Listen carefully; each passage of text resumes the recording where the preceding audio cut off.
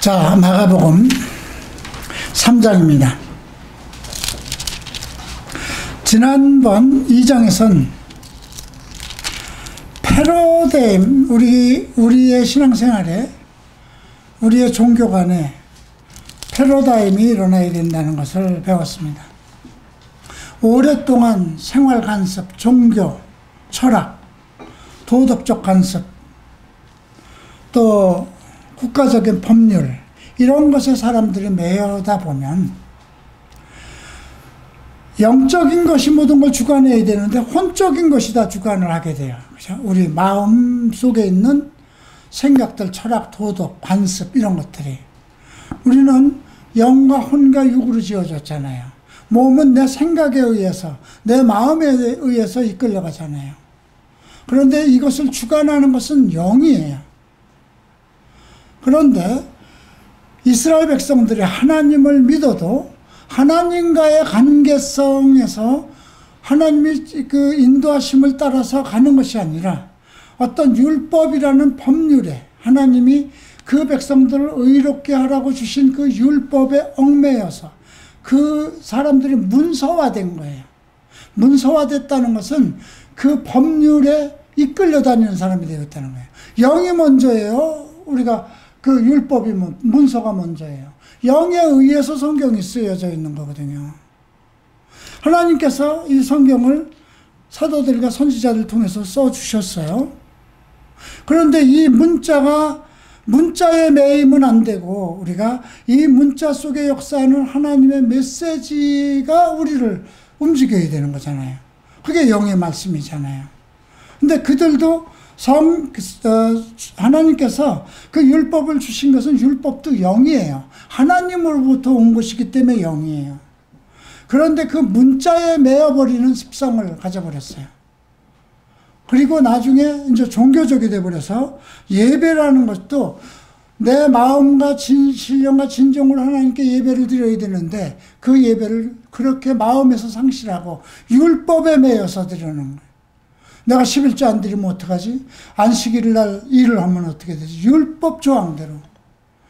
그래서 아무것도 못하는 거예요. 그래서 주님께서는 2장에서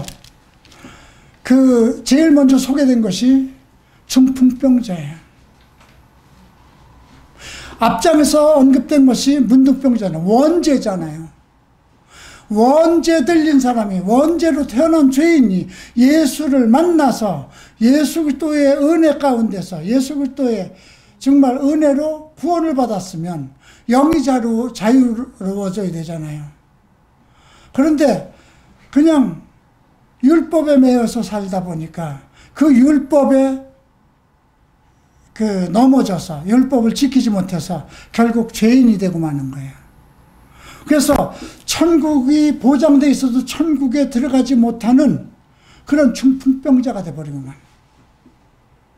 그러니까 지금 상황도 우리가 똑같아요. 이것이 지금 시대만 유대교냐, 유대인들이 다니던 그 예수님의 시대냐, 지금 시대냐 똑같아요. 지금도 주님 살아계시니까 똑같은 상황에서 우리가 이것을 생각해 봐야 돼요. 우리가 어떤 교회, 어떤 것을 믿느냐에 따라서, 어느 것을 선택하느냐에 따라서 우리의 믿음도 과거의 유대인들의 믿음과 똑같을 수도 있고, 예. 그래서 우리가 그 2장에서 중풍병자 나온 것에 대해서는 각별한 이렇게 뭐라고 그럴까요? 깊은 사고? 이 말씀, 성경을 모두 비유라고 그랬어요. 그죠? 이제 우리가 다음 주에 4장에서 비유를 배워요.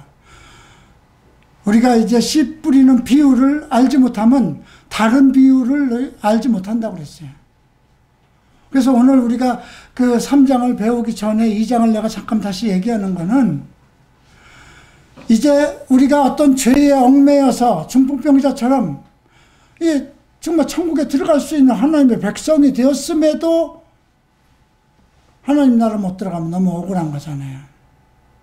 그것을 해결하는 방법은 주님과 인격적인 만남입니다. 그리고 그건 혼자서 할 수가 없어요. 그래서 전도라는 것이 필요한 겁니다. 그래서 네 사람의 들것을 든 사람들이 주님과 인격적인 만남을, 물론 저 뒤에 있으면 집 바깥에서라도 주님 목소리가 크니까 이스라엘이 이렇게 다 사방이 막혀 있는 그런 집도 아니고 다 들릴 수는 있어요. 그러나 천장을 뜯어내고 주님과의 직접적인 만남을 갖기 위해서 그 네 사람과 함께 중풍병자는 그 위험한 자기 앞에 있는 장애물을 다 철거하고 왔어요. 여러분들이 갈보리 채플까지 오는 데는 많은 장애물이 있을 수 있었어요. 그죠? 부모의 같은 하나님을 믿는 부모라도 여기 가는 거 싫어하는 부모들 많았어요. 이왕이면 큰 교회, 유명한 목사님 교회를 나가지. 왜 하필이면 갈보리 채플, 소문도 안 좋은데, 그 목사의 여러 가지 별로 안 좋은데, 이런 것들이 어떤 주님과의 만나는, 어떤 하나님과의 만나는 그 상황이 단절될 수도 있고 회방을 받을 수도 있다는 것입니다. 주님이 거기서 2장에서 언급하신 말씀 중에 중요한 것은 혼인집 손님들이 신랑과 함께 있을 때 금식할 수 있겠느냐. 의식적인 전환이에요. 그들은 회개해야지, 금식해야지, 하나님께 더 열정적으로 내가 내 믿음을 보이려면 금식해야지, 그런 의식을 가지고 있어요. 그런데 그들은 하나님의 아들 메시아와 함께 즐기는 것, 함께 즐긴다는 건 무엇일까요? 함께 얻는 기쁨, 이런 것을 알지 못했죠. 또 주님이 하신 말씀 중에서 생배 조각을 헌 옷에 붙이는 자가 없다 그러죠. 또 세포도주를 낡은 부대에 넣는 자가 없다. 지금 한국교회는 계속 매일 개혁 얘기를 합니다. 개혁은 안 됩니다. 여러분, 아주 아이러니한데요. 장로교가 개혁주의가 있습니다. 미국에서 개혁주의가 일어났어요. 독일에서도 일어났고요. 근데 개혁주의에서 예수님 오시는 거, 전천년을 부인합니다. 그러니까 이제 어떻게 얘기를 하냐면 천년왕국을 부인해요. 이미 예수님 오시는 날부터 천년왕국이 시작됐다는 거예요. 천년왕국을 왜 문자로 계산하느냐. 상징적으로 해석해야 된다는 거죠. 그럼 예수님 오신 지 2000년 됐어요. 2000년 넘었어요. 그죠? 그럼 예수님 오셨으면 평안과 기쁨과 부족함이 없고 이렇게 질병과 고통이 없어야 되는 거잖아요. 그러니까 그냥 얼핏 생각해도, 어린아이한테 설명을 해도 천국이라는 건 뭐예요? 하나님의 나라, 영생이잖아요. 영원한 생명을 누리잖아요. 주님의 나라에 들어갔는데 나처럼 암 환자가 있다면 이건 말도 안 되는 거예요. 그죠? 그곳에 동성애자가 있고 성중독이 있고 포르노가 있고 도둑놈이 있고 그렇다면 그건 무슨 천국이에요? 지옥이지. 그런데 천년왕국이 없대요. 우리가 힘들게 예수를 믿은 보상이 뭔데요? 천년왕국이에요. 아버지의 기업이에요. 그의 나라는 영원하지만 특별하게 예수 그리스도를 믿은 자들에게 주는 하나님 나라의 기업은 천년왕국인 거예요. 내가 죽어서 들어갔든 내가 살아서 들림을 받든 믿는 자들은 반드시 거길 들어가야 되는 거예요. 여길 못 들어간다 그러면 그는 중풍병자예요. 둘 중에 하나예요. 중풍병자든지 문둥병자든지, 예수를 안 믿어서 구원을 못 받았던가, 아니면 세상을 즐기다가 천국에 들어갈 수 없는 그 상황이 되었던가. 그런데 무슨 개혁이에요. 세포도주를 낡은 부대에다 담는 게 없으니 그걸 어떻게 할수, 여러분, 한번 쉽게 얘기하십시다. 요즘에 아주 새로운 가구들이 많이 나와요. 그죠? 근데, 나전칠기라는 참 그 전통 문화 속에서 정말 우리는 드라마에서만 볼 수 있는 건데, 그 참 아름답잖아요. 그런데 요즘 현대 옷장하고 그거 그 조화를 잘 이룰 수는 있을지 모르겠지만, 나전칠기를 그대로 현대장으로는 못 옮기는 거예요. 그죠? 어떻게 잡는 거예요? 예, 물론, 요즘은 뭐 한복을 가지고도 양장도 해 있고 그러지만, 뭔가 어색하지 않아요? 잘 안 맞는 거죠. 무엇인가 합한다는 건 서로 잘 어울리도록 하는 거잖아요. 그죠? 내가 갓 쓰고 양복을 입고 나가면, 야, 옷은 요즘 새로운 시대야 그러고 양복을 입고 머리에다 갓 쓰고, 예? 남자가 바지 양복 입고 하이힐 신고 가면 그거 아무리 그게 유행이고 새롭다고 그래도 안 맞는 거잖아요. 그죠? 맞지가 않는 거예요. 그래서 또 이제 안식일 날 왜 너희들 하지 못하는 거 하느냐?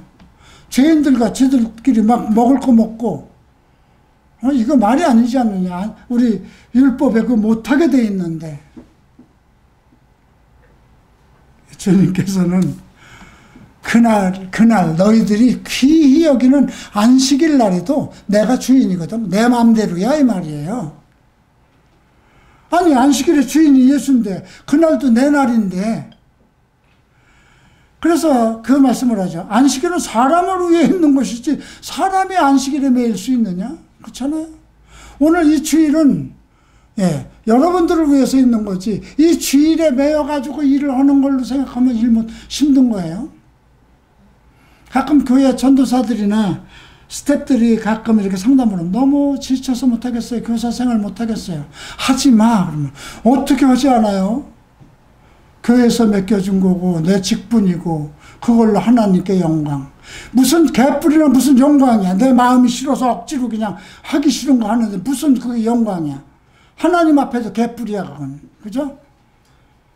아니 내가 기쁜 마음을 가지고 하나님께 드리고 참 감사와 정말 하나님 감사합니다. 이렇게 부족한 사람한테 나한테 이런 걸 맡겨주셨으니 얼마나 정말 감사합니다. 최선을 다하겠습니다. 연습하고 준비하고 그리고 기쁜 마음으로 남보다 일찍 가고 그래야 되는 거죠. 토요일 날 되면 볼 거 다 보고 2시, 3시까지 드라마 또 다른 데 거 없나 볼 거 다 보고 마음속으로는 아우 내일 어떻게 하지? 아이 뭐 공과인데 뭐 그거 보고 하면 되지 뭐 대충 하면 되지. 그리고 그냥 아침이면 그냥 알람 맞춰놓은 거 2번, 3번 지나서 그냥 5분이라도 어떻게 하면 교회를 늦게 갈까 이것만 생각하고 있다가 그냥 5분 전 땡 하고 들어오기가 바쁘게 들어와서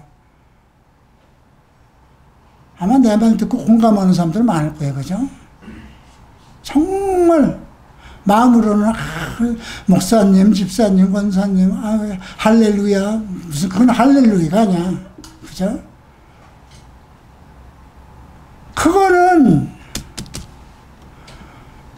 안식일이 사람을 위해서 있는 게 아니라 사람이 안식일에 매여 있는 거잖아요. 그죠? 직장을 그렇게 다니면 어떻게 다녀요? 힘들어서? 직장은 내가 여기서 일을 하면 월급을 받고 충분히 하나님이 주시는 내 직장이다. 이 직장에서 내 가족이 먹고 살 수 있고 내 장래가 보장되고 그 기쁨으로 내가 해야 되겠다 해야지. 아우 아침이면 이 지하철 타고 어떻게 가야 되나 그거 걱정하고 퇴근이면 할 때는 어떡할까 그 상사 직장 상사하고 매일 싸워야 되는데 이걸 어떡할까 그거 염려하면 못 가는 거지. 주님이 지금 그거 얘기하시는 거예요. 그러면서 최종적으로 하신 말씀이 뭐예요? 인자는 안식일에도 주인이야. 내가 주인이야. 내 맘대로야. 편하게 살아. 그 말씀하신 거거든요. 그래서 2장에서 우리가 배운 것은 복음을 위한 의식 전환이 필요하다는 거예요. 두 번째, 오늘 3장에서 우리가 배우는 것은 이제 복음의 혁명입니다. 의식 이 개혁 가지고는 안 돼요. 혁명을 이렇게 다 뜯어 고쳐야 돼요. 완전히 바꿔야 돼요. 완전히 바꾸지 않으면 안 돼요. 자, 처음에 1달락극 1절부터 6절까지는 손 마른 사람이 나옵니다. 이 사람은 아마 그 성전의 그 석수였다는 말도 있어요. 그러니까 돌 같은 것을 이렇게 다듬는. 그 사람이 이제 가버나움 그 회당에 들어갔어요. 가버나움 회당에 들어가서 이제 안식일 예배를 드리는데 사람들이 집중한 거예요. 저 사람을 고칠까? 안식일에도? 안식일에는 절대 고치면 안 되는 거거든요. 근데 예수님께서 그들의 마음을 알고 안식일에 선을 행하는 것과 악을 행하는 것과 생명을 구하는 것과 생명을 죽이는 것 어느 것이 좋으냐? 이거 지금 율법을 대놓고 얘기하는 거야. 너의 율법은 죽이는 것이요, 나의 복음의 법은 살리는 것이라는 거죠. 그러니까 바울이 그렇게 얘기를 했어요. 율법은 의무는 죽이는 것이요 영은 살리는 것이니 육은 무익하니라 그랬어요. 지금 그 말씀을 하시는 거예요. 선과 악을 어느 걸 선택할 거냐 이거예요. 여러분들 어느 걸 선택하겠습니까? 율법에 매여서 시험 보듯이 매일같이 숙제하고 시험 보듯이 예수를 믿어야 되겠습니까? 아니면 선과 생명이 흐르는 속에서 정말 영원한 영생을 누리겠습니까? 그리고 그를 고쳐주니까 그 회당 안에서 그 손 마른 자를 안식일에 고쳐주니까 그냥 제사장들하고 헤롯 땅이 한꺼번에 그냥 똘똘 뭉쳐서 이제 예수 죽여야 되겠구나 이렇게 돼버린 거죠. 그래서 할 수 없이 예수님은 이제 바다로 물러나섭니다. 다른 이제 가버나움이라는 그 지역에서 벗어나서 바다로 가시죠. 그런데 엄청난 무리가 따라옵니다. 그러니까 예수님이 선과 악, 또 생명과 죽임, 어느 것이 더 좋은 것이냐, 어떤 그 선택, 너희가 무엇을 선택해야 되는 것인지 생각해보라 하고 어떤 질문을 던져놓으니까 두 반응이 생겼어요. 한 무리는 뭐예요? 이 사람, 이거 너무 이상한 사람이구나. 지가 하나님이네? 죽여야 되겠구나. 그렇게 해서 그 종교 집단들은 예수를 죽이려고 하고, 그런데 유대와 예루살렘과 이두메와 요단강 건너편과 또 두로와 시돈 근처의 허다한 무리, 가능한 한 모일 수 있는 그 인근 지역에서 모두 예수께서 하신 큰 일을 보고 나왔다는 것입니다. 예수께서는 무리에 에워싸는 것을 면피하여 작은 배를 등대하도록 하고 이제 배에 타셔서 말씀하시죠. 그리고 모든 병든 자들 귀신도 쫓아내주고 병을 고쳐주고 하셨습니다. 자, 우리가 항상 복음이 있는 곳에는 그러니까 어떤 사람들이 모이느냐 이거예요. 예수 그리스도를 반대하는 세력은 누구냐 이거예요. 결국 율법주의들, 종교 지도자들, 그죠? 헤롯 땅은 거의 다 제사와 이런 걸 주관하는 종교 지도자들입니다. 바리새인들은 율법주의자들입니다. 그런 거에 비해서 일반 대중, 못 살고 배고프고 아프고 병들고 귀신 들린 사람들은 모두 예수를 쫓았다는 거예요. 왜 그럴까요? 왜 그랬을까요? 이들이 선을 알아서 그럴까요? 이들이 무슨 이들이 원하는 것이 뭐 선과 악, 이러한 논리적인, 이분법적인 논리, 철학, 이런 학문, 이런 종교적인 도덕성, 이것을 연구하고 그래서 그런 것을 택한 것일까요? 아니에요. 그냥 살고 싶어서입니다. 살고 싶은 거예요. 몸이 아픈 사람은 낫고 싶죠? 귀신 들린 사람은, 귀신 들린 사람 당연히 온정신으로 살고 싶죠.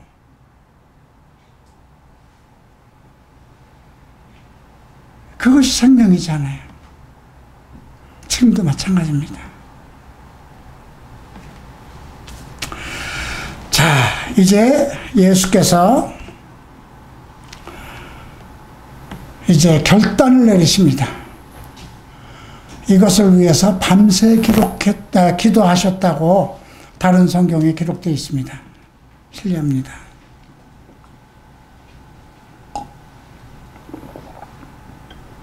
자, 이제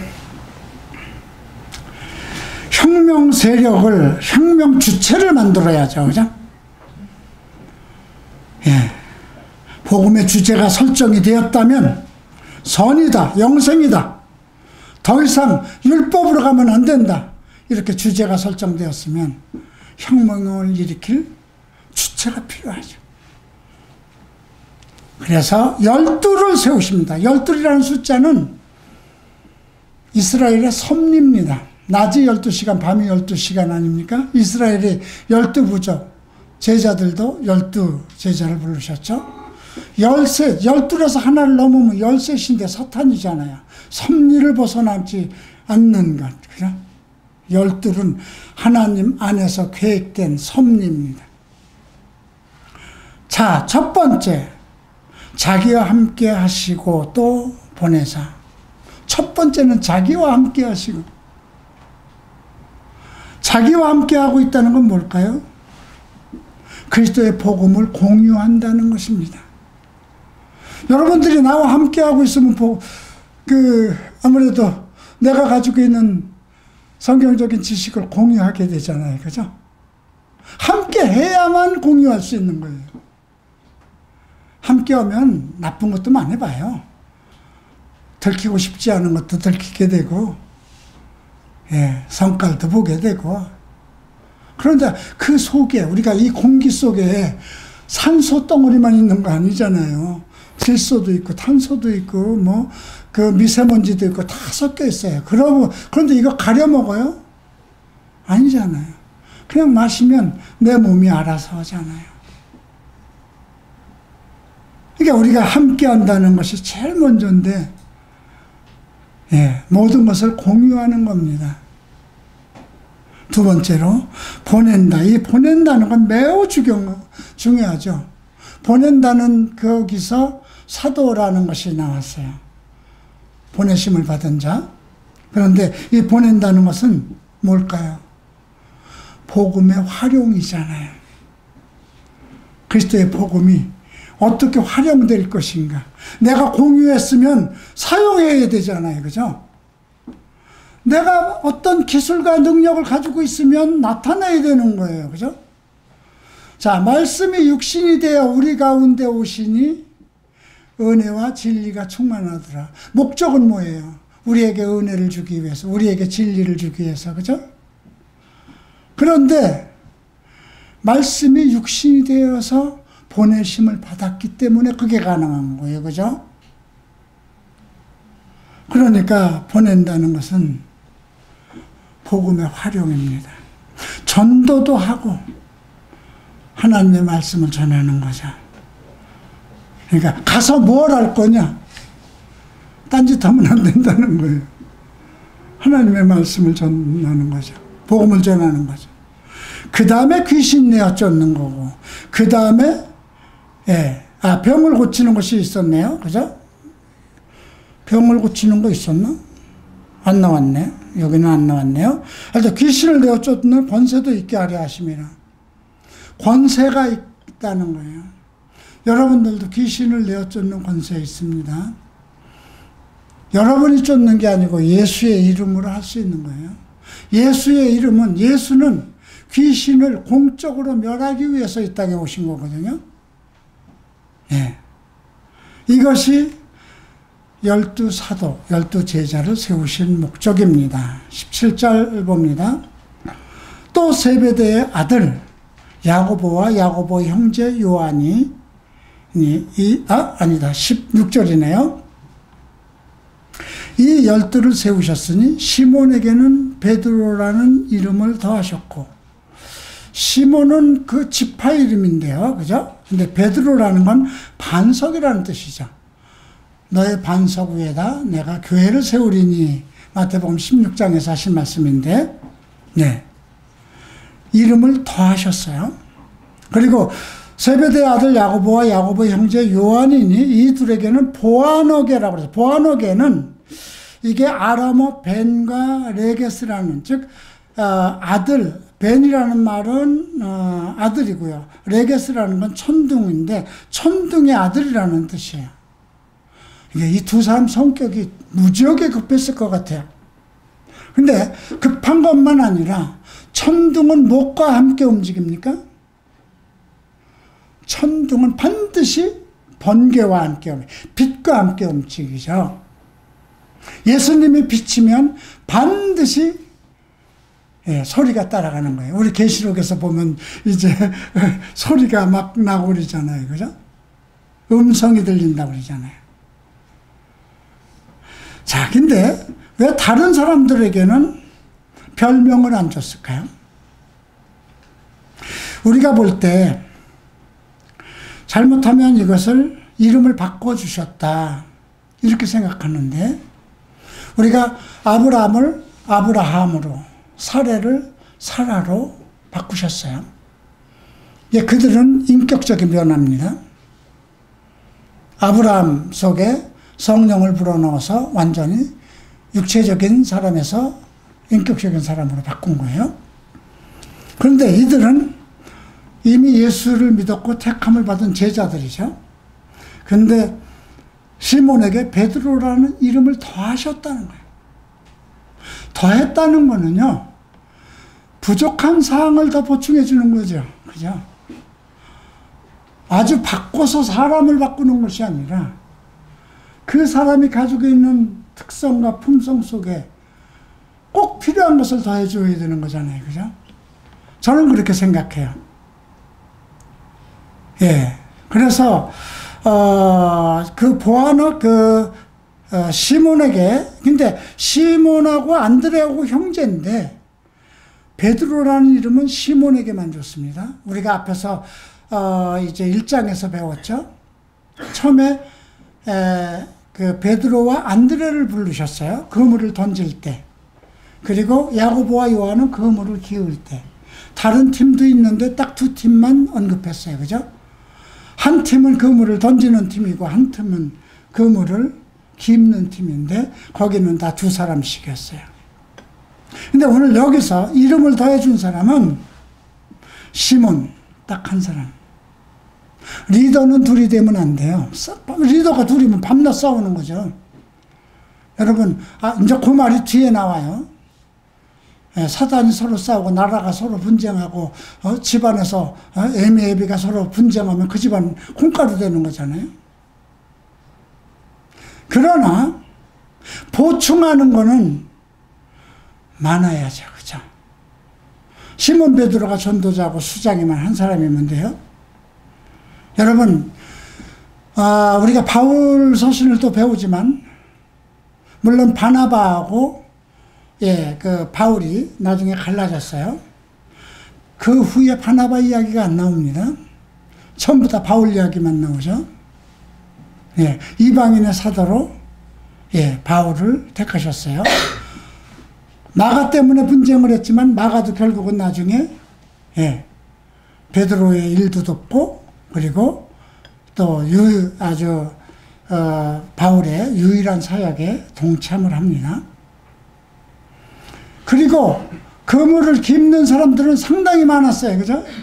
바울 밑에 실라도 있었고 디모데도 있었고 많은 사람들이 같이 그물을 깁고 나가죠. 바로 이겁니다. 우리의 아들이라고 왜 이름을 줬는지 모르겠지만 우리가 볼 때 요한은 상당히 성격이 유하게 보이잖아요. 그죠? 온유하고 얌전할 것 같다. 아니요. 이제 예수님께서 사마리아를 통해서 예루살렘으로 올라가려고 그럴 때 사마리아 사람들이 예수님의 은혜를 너무 많이 입었기 때문에 이제 연락을 했어요. 야, 우리 예수님 사마리아 거쳐서 가는데 너희들이 좀 맞아줬으면 좋겠다 그랬더니 야, 우리 때문에 오는 거 아니잖아. 그건 예루살렘 때문에 가는 거잖아. 그리고 시큰둥했어요. 그랬더니 그 야고보하고 요한이 예수님 하늘에서 지금 번개를 내려서 저들을 다 태워버릴까요? 예수님이 그 돌아보고 책망하시죠. 그 정도로. 그런데 교회에 아주 위급한 사항이 있었을 때, 완전히 교회가 아주 말살될 지경이 있었을 때,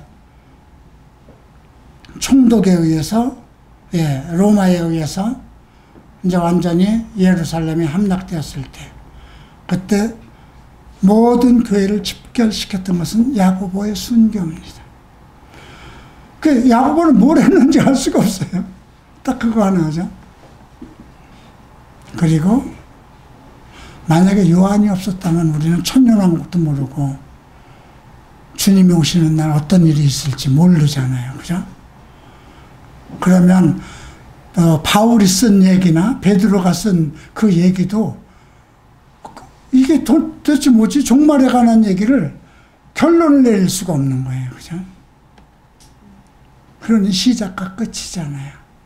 빛이 있으면 번개가 따라가서 천둥과 번개는 한 세트라는 거예요. 그렇게 생각하면 이해가 빠를 것 같습니다. 세 번째 단락입니다. 집에 가니 식사할 겨를도 없었는데 이제 친속들이 친속이면 어머니와 형제와 이제 누이들이죠. 막 예수를 찾으러 왔어요. 왜냐하면 동네 소문이 났는데 전부 뭐라고 났냐면 예수께서 미쳤다는 거예요. 바알세불, 군대의 귀신의 왕. 그러니까 이 바알세불은 똥파리의 왕이라는 뜻이에요. 그래서 그 귀신의 왕에 힘입어서 저기 귀신을 쫓아낸다 이렇게들 소문이 난 거예요. 그때 예수님이 나라가 스스로 분쟁하면 나라가 설 수 없고 집이 스스로 분쟁하면 설 수 없고 사탄이 자기를 스스로 분쟁하면 설 수 없고, 그죠? 이 말은 내가 만약에 사탄이라면 우리나라는 세워지지 않아 이 얘기예요. 그죠? 내가 만약에 사탄이면 우리 이 12조직 이번에 내가 세운 12사도들 그 집도 세워지지 않고 복음의 국가도 세워질 수 없고 아무것도 안 되는 거예요. 그게 두 가지 의미가 있어요. 사도들에게는 또 다른 메시지. 너희들도 분쟁하면 적골 나는 거야. 그죠? 그래서 바울이 엄청나게 얘기하잖아요. 고린도서에서. 너희가 사람도 아니다. 내가 너희들을 위해서 십자가 졌냐 그러잖아요. 바울파, 게바파, 아볼로파, 예수파. 너희가 사람도 아니다 그러잖아요. 근데 지금 어때요? 너무나 많이 갈라졌잖아요. 그죠?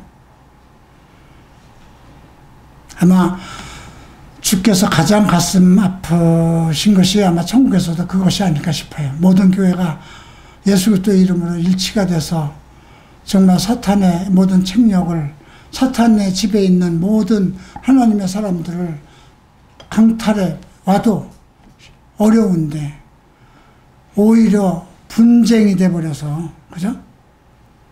그래서 27절에 이런 말씀을 하십니다. 사람이 먼저 강한 자를 결박지 않고서는 그 강한 자의 집에 들어가 세가를 늑달지 못하리니 결박한 후에야 그 집을 늑달하리라. 그건 뭐예요?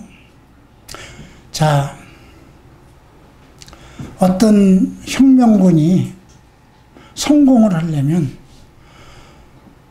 그 정부의 군대와 그 정부 모든 조직을 완전히 다 잡아야죠. 그죠? 그거 안 잡고는 혁명, 성공 못 하는 거잖아요. 그죠? 그 얘기 하시는 거예요. 강한 자를 결박하고, 여러분들 속에 있었던 강한 자가 누구였을까요? 사탄이잖아요. 세상 신이잖아요. 육신적인 정욕, 안목의 정욕, 이승의 자랑. 이것들이 여러분들을 요동치고 있고 여러분들을 붙잡고 있잖아요. 그거를 강탈해내지 않고서는, 그죠? 그 집 자체를 늑탈해야 돼. 그래서 이제 누가복음에 그런 말씀이 나오는 거예요. 귀신이 물 없는 곳을 찾아 나갔다가 물 없는 곳을 찾지 못하니 다시 자기 집으로 돌아와 보니 집이 깨끗이 소지가 되어서 7 귀신을 데리고 들어오니 그가 전보다 더 악해졌다.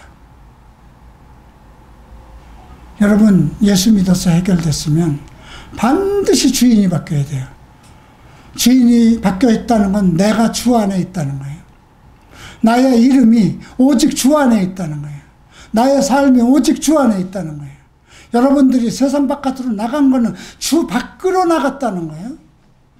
그거는 예수와의 관계가 아니고 예수 믿는 척한 거예요. 내 주인이 내 모든 세간살이를 전부 다 귀신에 속한 모든 것을 다 늑탈하고 나를 자기의 것으로 예수님이 삼으셨는데 누가 들어올 수 있어요? 나의 집이, 나의 몸이, 나의 나라가 전부 다 예수의 것이 되어야 되는 거예요. 그죠? 근데 매일 자기 안에서 다투고.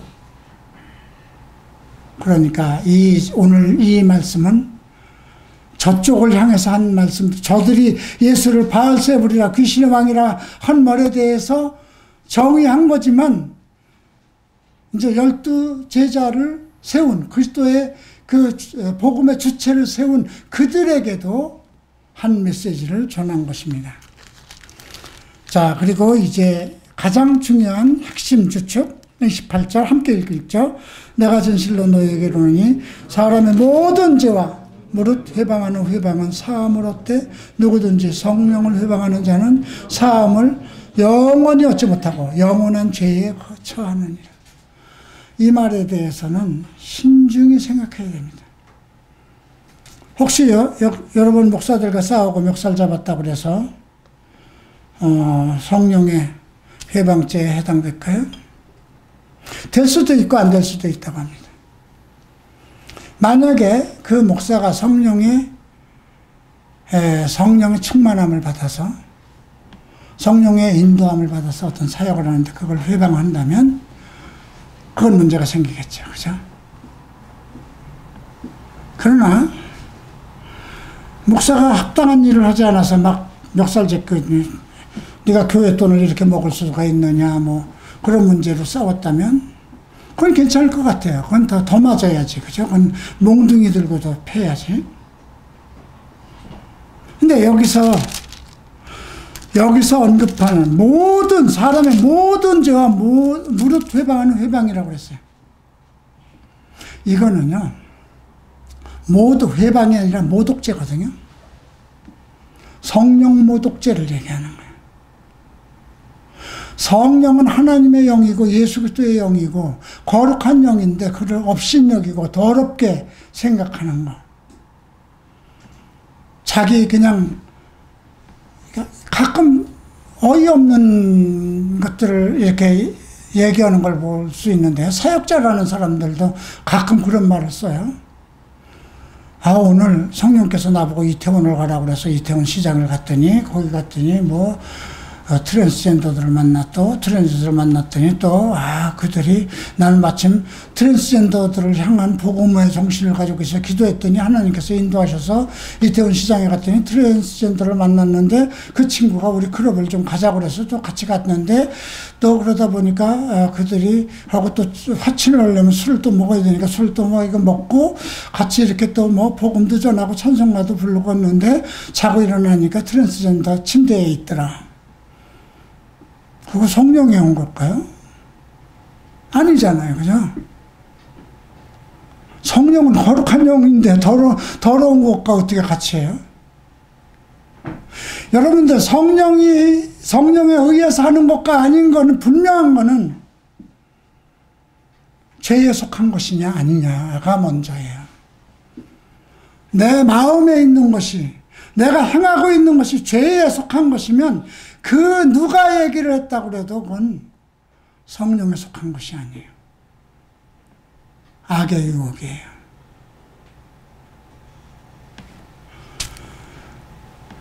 그래서 여기서 사람이 나를 예수님께서 그렇게 얘기하신 데도 있어요. 사람이 말로 나를 회방하면 사하심을 받아도 예수님 그거 참 당신이 정말 예수야? 메시아야? 이렇게 얘기하는 거. 그건 그 당시에 확실한 뭐가 없었기 때문에 그 사람들이 그렇게 생각할 수 있었던 거잖아요. 그래서 예수님이 하는 말에 대해서 왜 그 반대하고 하는 것은 사함을 받아도 하나님께서 성령을 통해서 하시는 일, 귀신을 쫓는 일이라든가 어떤 병을 고치는 일, 이거 귀신이 하는 것은 사함 못 받는다는 거예요. 자, 이는 저희가 말하기를 더러운 귀신 들렸다는 거룩한 영이잖아요, 하나님. 어떻게, 우리가 이런 말씀도 있어요. 우리가 고린도전서 12장을 보면 이런 말씀이 있어요. 12장 3절에 그러므로 내가 너희에게 알게 하노니 하나님의 영으로 말하는 자는 누구든지 예수를 저주할 자라 하지 않고 또 성령으로 아니하고는 누구든지 주를 주시라 할 수 없느니라. 하나님의 영으로 말하는 자는 누구든지 예수를 저주할 자. 예수의 이름으로 저주하는 사람 그러니까 안 되는 거잖아요. 예수는 우리를 축복하시고 우리를 구원자인데 예수의 이름으로 저주한다는 이런 잘못된 목사들이 있어요. 아니잖아요. 고린도전서 12장 3절에 나오잖아요. 누구든지 성령으로 하지 않고서는. 자, 이제 마지막 단락입니다. 예수님의 모친 어머니와 동생들이 와서 사람을 보내서 예수를 부릅니다. 얼마나 상심이 많았을까요? 그죠? 무리가 예수를 둘러앉았다 여짜오되 보소서 당신의 모친과 동생들과 너희들이 밖에서 찾습니다. 이제 사람들이 와서 예수님에게 그렇게 얘기를 하네요. 그러니까 예수님이 누가 내 모친이며 동생들이냐? 둘러앉은 자들을 둘러보시고 내 모친과 내 동생들을 보라. 누구든지 하나님의 뜻대로 하는 자는 내 형제요 자매요 모친이라. 이게 교회입니다. 네. 이들을 통솔하기 위해서 12제자를 세운 겁니다. 여러분들은 전부 혈육이 더 중하죠. 어떻게 돈을 많이 벌어서 이 자식한테 줄까? 물론 그것도 중요합니다. 어떻게 하면 내 어머니 아버지 효도할까? 그것도 율법으로 주신 말씀이며 복음의 말씀이기도 합니다. 그런데 예수님께서는 부모 형제 처자를 미워하지 아니하면, 나보다 미워하지 아니하면 이런 말씀하셨어요. 여러분들은 어떨까요? 과연 부모 형제를 떠나서 예수님도 예수님 모시고서 그 형제들 어머니 다 모시고 30까지 살았고 그 후에도 계속 어머니 만나지 않았느냐, 형제들도 만나지 않았느냐. 그거는요, 만나지 않았다는 것이 아니에요. 마음에 공경이 없어졌다는 말이 아니에요. 무엇을 위해서 사느냐 이거거든요. 무엇을 위해서 살 거냐. 바울에게 가족이 없었을까요? 사도들에게 바울을 따르는 디모데, 디도, 실라 가족이 없었을까요? 가족 다 있죠. 남보다 가족이 더 귀하죠. 아내가 더 귀하죠. 그러니까 내 이웃을 더 아내 보고도 그렇게 남편이 내 아내 사랑하기를 내 몸처럼 사랑하라고 그러죠. 하나니까. 그러나 사역에 있어서는 아내가 교회보다 앞서서는 안 된다는 거예요. 내 아버지 어머니가 교회에 걸림돌이 돼서는 안 된다는 거예요. 내 형제가 교회 사역에 걸림돌이 돼서는 안 된다는 거예요. 다 하나님 나라에선 영 안에서 다 하나가 되니까. 그러니까 바울이 디모데 보고 내 참 아들이라고 그러죠. 자, 오늘 마가복음 3장에서 주께서 복음의 혁명을 일으키신 이유, 이것은 지금도 우리 안에서 오직 예수께서 세우신 12사도들, 그들을 통해서 전달하신 모든 말씀, 그 속에서 예수를 만나고 그 속에서 예수의 사랑을 입고 그 속에서 예수의 은혜를 입고 그 속에서 예수에게 영광을 올리는 그런 하나님의 가족이 되어야 할 것입니다. 기도하겠습니다.